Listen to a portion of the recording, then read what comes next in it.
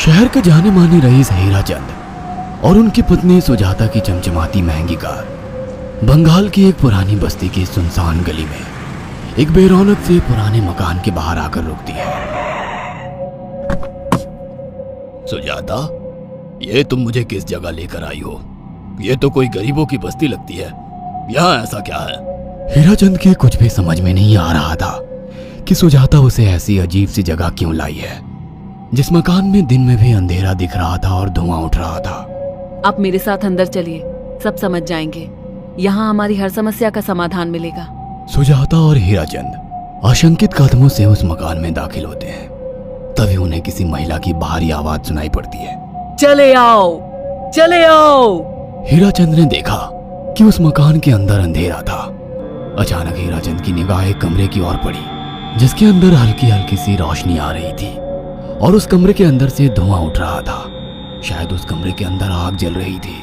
है? ये किसकी आवाज है? यहाँ इतना अंधेरा क्यों है और ये धुआं कैसे उठ रहा है? मेरा तो यहाँ दम घुट रहा है। सुजाता और हीराचंद धीरे धीरे कदमों से उस कमरे के अंदर चले गए। अंदर वाले कमरे में बिखरे बाल वाली एक खूबसूरत सी बूढ़ी औरत सामने जल रही आग में एक मुर्गी की गर्दन काटकर उसका खून गिरा रही थी और मुर्गी का शरीर छटपटा रहा था। ये देखकर सुजाता को उबकाई आने लगी। हीराचंद ने सुजाता की ओर देखकर कहा, तुम ही मुझे यहाँ लेकर आई हो और खुद ही घबरा रही हो। कौन है ये भयानक सी शक्ल वाली औरत और हम यहाँ क्यों आए हैं? अचानक उस औरत ने एक झटके में मुर्गे की गर्दन धड़ से अलग कर दी। ये देखकर सुजाता के मुंह से चीख निकल गई और सेठ हीराचंद भी सहम गया। वो बहुत डरावना नजारा था। ये अघोरा ताई हैं। ये हमें अपनी काली तंत्र विद्या से संतान सुख प्रदान कर सकती हैं। इसलिए मैं आपको यहाँ लेकर आई हूँ। कैसी बात करती हो? जहाँ बड़े से बड़े डॉक्टर सफल नहीं हुए, वहाँ ये मामूली औरत क्या कर लेगी? हीराचंद की बात सुनकर अघोरी ताई ने गुस्से से हीराचंद की ओर देखकर कहा, नादान हीराचंद, काली विद्या में इतनी शक्ति है कि मरे को भी जिंदा कर दे। संतान पैदा कराना कौन सा मुश्किल है? तुम्हें मेरा नाम कैसे पता? क्या तुम सच में हमें संतान सुख दिला सकती हो? तुम जितनी दौलत मांगोगी मिल जाएगी, अगर ये संभव है तो। संतान का नाम सुनते ही हीराचंद की आंखों में चमक आ गई। वह संतान के लिए कुछ भी कर सकता था। तुम लोगों को मुझे एक नवजात शिशु लाकर देना होगा। मैं उस शिशु की बलि चढ़ा दूंगी और फिर वही शिशु तुम्हारे घर में फिर से जन्म लेगा। नवजात शिशु की बलि का नाम सुनते ही सुजाता और हरिचंद डर के मारे सिहर गए, पर उनकी आंखों में उनकी संतान का सपना ज्यादा बड़ा था। वो सब करने को तैयार थे। अघोरा ताई, आप जैसा कहेंगे हम वैसा करेंगे। बस हमें संतान सुख दिला दो। बिना वारिस के हमारी दौलत किस काम की? संतान सुख के लिए अंधे हो चुके सुजाता और हरिचंद अपनी नौकरानी शीला से एक नवजात बच्ची चोरी करवा के अघोरी ताई को दे देते हैं।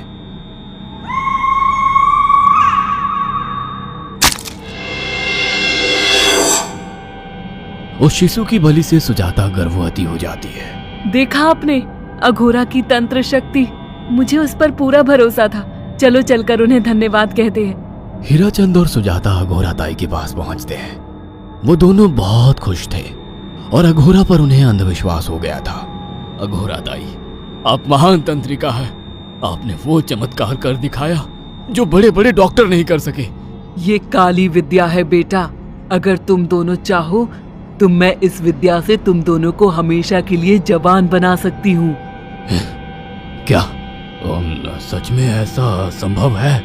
हाँ बिल्कुल, पर इसके लिए तुम्हें जवान लड़के और लड़कियों की बलि चढ़ानी होगी। तुम उन्हें यहाँ तक लाओ, बाकी मैं देख लूंगी।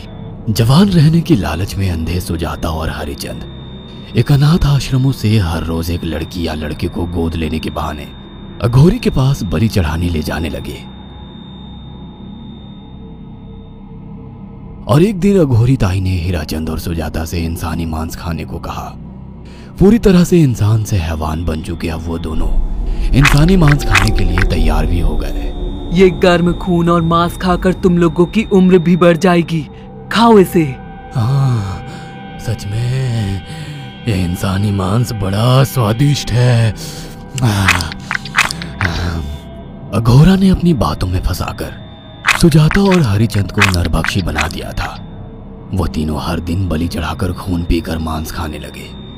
नौकरानी शीला भी नए शिकार लाने में उनकी मदद करती थी, मगर एक दिन शीला को शिकार नहीं मिला। मेम साहब, आज एक भी शिकार हाथ नहीं लगा और मैं बहुत थक गई हूँ और घर जाकर थोड़ा आराम करना चाहती हूँ। कोई बात नहीं शीला, एक छोटा सा काम है, तुम हमारे साथ चलो, लौटते में हम तुम्हें घर छोड़ देंगे। जी मेम साहब। शीला नहीं जानती थी कि शिकार नहीं मिलने से सुजाता और हरिचंद अंदर से बौखला गए थे और उनके दिमाग में एक शैतानी चाल चल रही थी। सुजाता, ये बेहोशी की दवा है। शीला के कार में बैठते ही तुम उसे सुंघा देना। आज हमें इसी की बलि देनी होगी। इसने हमारे यहाँ का बहुत खाना खाया, अब हम लोग इसे खाएंगे। वैसे भी ये आगे चल के हमारे लिए खतरा बन सकती थी। कार में बैठते ही सुजाता शीला को बेहोश कर देती है और वो लोग सीधे अघोरी ताई के यहाँ पहुंच जाते हैं, जहाँ अघोरी ताई शीला की बलि चढ़ा देती है और तीनों मिलकर उसे नोच कर खाते हैं। अघोरी ताई, हमको बलि चढ़ाते हुए पूरा 1 साल हो गया है। हमारा बेटा भी साल भर का हो चुका है। अब और कितनी बलि देनी होगी?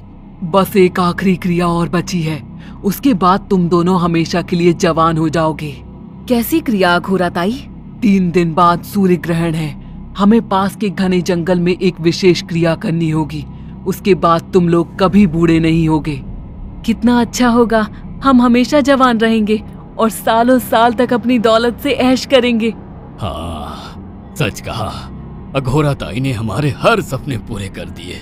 3 दिन बाद बंगाल के बियाबान जंगल में कोहरे और ओस से भीगे पेड़ों के बीच एक घने बरगद की बेलों पर कटे इंसानी सिर लटक रहे थे, जिसमें से खून टपक रहा था। काले जादू का सामान भी रखा था। कितनी भयानक जगह है ये, हर तरफ कटे हुए सर लटक रहे हैं। थोड़ी देर में सब समझ जाओगे। बैठ जाओ और मेरे साथ ये मंत्र दोहराओ। ओ, अघोरा, ये किन लोगों की कटी हुई गर्दनें हैं? आप यहाँ क्या करने वाली हो?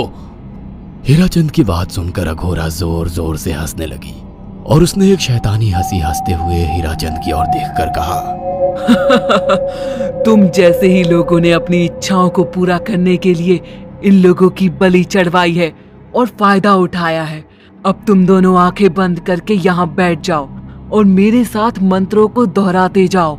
अघोरा ने सुजाता और हरिचंद को वशीकरण मंत्र और काले जादू के इस्तेमाल से सम्मोहित कर दिया और देखते ही देखते वो एक भयानक डायन में बदल गई और चीखती हुई बोली, अब मैं तुम दोनों की बलि चढ़ाकर अमर हो जाऊंगी, क्योंकि तुम लोगों ने 100 लोगों की बलि का खून पिया है। देखते ही देखते उस डायन ने फरसे से एक एक करके सुजाता और हरिचंद की गर्दन काटकर जल रही आग में बलि चढ़ा दी और उनका गर्म खून पीने लगी। जब तक तुम जैसे मूर्ख और लालची लोग अपने फायदे के लिए दूसरों को मेरे पास लाते रहेंगे, मैं उनका फायदा उठाकर ऐसे ही उनकी बलि चढ़ाती रहूंगी। दरअसल अघोरा एक डायन थी और अपना स्वार्थ पूरा करने के लिए उसने हीराचंद और सुजाता की लालच का फायदा उठाकर उनकी भी बलि चढ़ा दी। बुरे काम का बुरा ही नतीजा मिलता है।